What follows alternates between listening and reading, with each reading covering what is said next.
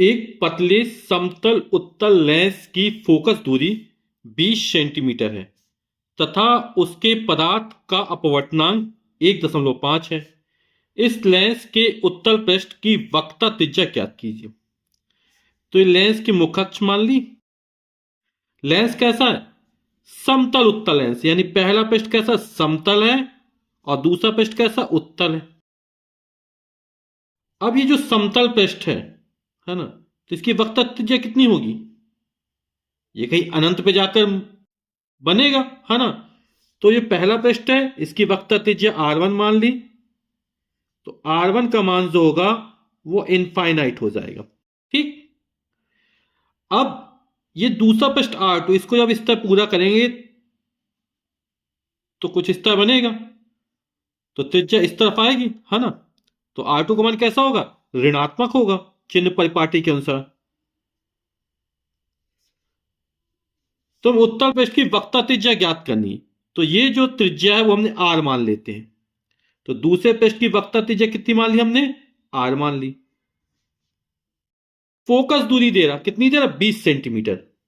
तो जो F का मान है वो 20 सेंटीमीटर है।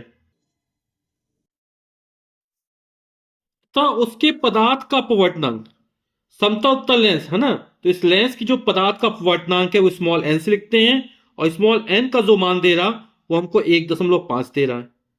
तो हमको R1 दिया, F दिया, स्मॉल n दिया, R2 का मान हमको ज्ञात करना है। तो लेंस की फोकस दूरी का ऐसा सूत्र प्रयोग करेंगे जिसमें वक्रता त्रिज्या आती हो और अपवर्तनांक आता हो।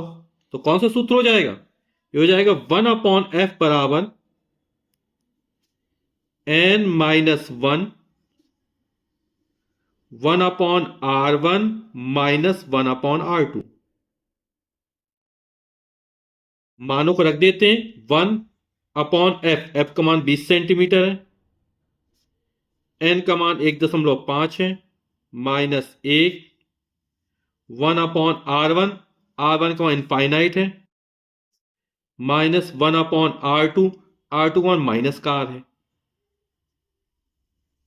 तो 1/20 बराबर 1.5 में 1 घटेगा, आएगा 0.5। 1/अनंत है ना, तो 1/अनंत का मान कितना होगा? 0 होगा। किसी भी चीज अनंत का जब भाग किया जाए कितना आएगा? 0 आ जाएगा। Minus minus plus 1/R। ठीक।